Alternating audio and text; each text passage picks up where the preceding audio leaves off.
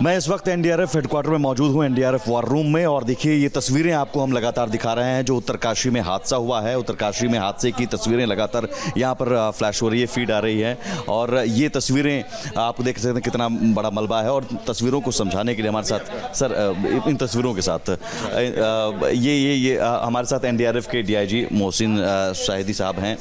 मोहसिन साहब, इन तस्वीरों के बारे में हमें समझना चाहूँगा, ये कहाँ की तस्वीर है? और कुछ जवान भी नजर आ रहे हैं, इतना बड़ा मलबा का क्षेत्र दिख रहा है, कैसे इसे हटाएंगे? बहुत बड़ी चुनौती। देखिए, ये जो कल दोपहर जो धराली गांव में जो फ्लैश फ्लड आया है, ये उसकी तस्वीर है। और ये आपका दिखाई दे रहा है, ये फैलाव है। जो मकान थे यहाँ पर, शॉप्स थे, होम स्टेज थे, वो सब तबाह हो गए, बर्बाद हो गए। और एक बड़े फैलाव में ये जो मलबा है ये दिख रहा है। ये इधर हम देख सकते हैं, यानी कि पानी का बहाव इधर से आप जी बिल्कुल बिल्कुल पानी का बहाव। और यहाँ पर पूरा मकान, गांव का पूरा बसावट था जिसे अपनी चपेट में ले लिया है पूरा मलबा। ये कितना फीट मलबा होगा, आपको अंदाज़ा लग रहा होगा? ये तकरीबन 4 से 5 फीट का बताया जा रहा है, कुछ जगहों पर ज़्यादा हो सकता है। तो इसमें निश्चित रूप से कार्य करना एक चैलेंज है अपने आप में।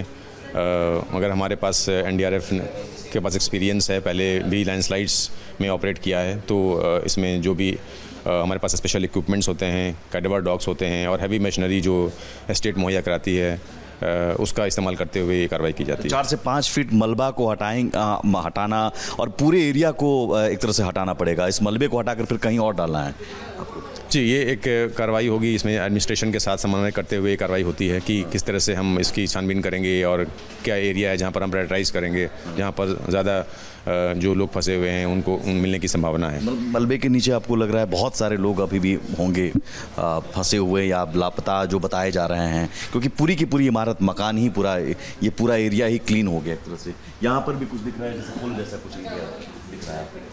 जी बिल्कुल, ये सब आकलन करते हुए कार्रवाई की जाएगी। एक और तस्वीर सर, एक और तस्वीर के बारे में, इस बारे में अगर बता सकें, इस तस्वीर को देखकर आपका आकलन क्या कह रहा है? ये किस तरह का विजुअल्स है, किस तरह के विजुअल्स हैं? देखिए, ये भी जो फ्लैश फ्लड आया है उसके बाद जो बहाव आया है मिट्टी का और स्लश आया है, उसके वजह से ये जो कैंप है ये पूरा ढह गया है। और इसमें भी इसी तरह से कार्रवाई हमारी होती है, जिसमें कि प्रायोरिटाइज करते हैं एरियाज़ कहाँ पर जो लोग विक्टिम्स हैं वहाँ मिल सकते हैं और उस एरिया को पहले सर्च किया जाता है। तो अभी तक टीमें पहुँच गई हैं या अभी पहुँचने की कोशिश? हमारी टीम अभी रास्ते में है, चूँकि मौसम ख़राब है, रोड बाधित है, इसकी वजह से कुछ मुश्किलें आ रही हैं। और जैसे ही ये रोड क्लियर होगा तो हमारी टीम पहुँच करके ऑपरेशन में शामिल होंगी। ठीक है, बहुत शुक्रिया। तो लगातार ये तस्वीरें हम आपको दिखा रहे हैं। कुछ देर पहले डीआईजी साहब ने बात की और उन्होंने कहा कि एनडीआरएफ की टीमें पहुंचने की कोशिश कर रहे हैं। 3 टीमें रास्ते में हैं, 2 टीमें एयरपोर्ट पर हैं, एयरलिफ्ट करने की कोशिश हो रही है और जल्दी से जल्दी वो टीमें पहुंचकर, ये देखिए आप, जैसा कि उन्होंने बताया कि ये मलबा और इस तरफ से बहाव आया, सैलाब आया और जो ये पूरा एरिया था जहाँ पर बसावट थी, लोग रहते थे, मकान था, ये पूरा अपनी चपेट में सैलाब ने ले लिया और ये पूरा मलबा में तब्दील हो गया। यहाँ पर आप देखिए ये कुछ उजड़े हुए मकान दिख रहे हैं, यहाँ पर कुछ निर्माण था, कंस्ट्रक्शन था, वो टूट कर गिर गया। ये जो तस्वीर है ये भी देखिए मलबे में तब्दील, और यहाँ पर मड, बहुत बड़ी संख्या में कीचड़ आपको नज़र आ रहा होगा, यहाँ एक गाड़ी फंसी हुई। तो ये सारी तस्वीरें वहाँ से आ रही हैं ग्राउंड ज़ीरो से, और एनडीआरएफ के हेडक्वार्टर्स में ये तस्वीरें लगातार मॉनिटर भी की जा रही हैं। तस्वीरों के जरिए देखा जा रहा है, आकलन किया जा रहा है कि कितना नुकसान हुआ है, कैसे स्ट्रैटेजी बनाया जाए, क्योंकि बहुत बड़ा मलबा है, जैसा कि कहा कि 5 से 6 फीट का ये मलबा होगा, जिसे निकालना बहुत बड़ी चुनौती है। बड़ी से बड़ी इक्विपमेंट लगाई जाएंगी तब जाकर इस मलबे को निकाला जाएगा। बहुत सारे लोग इस मलबे के नीचे हो सकते हैं, तो ज़रूरी है उन मलबे को निकालना और उसके बाद फिर रेस्क्यू ऑपरेशन को और ज़्यादा तेज़ी लाना।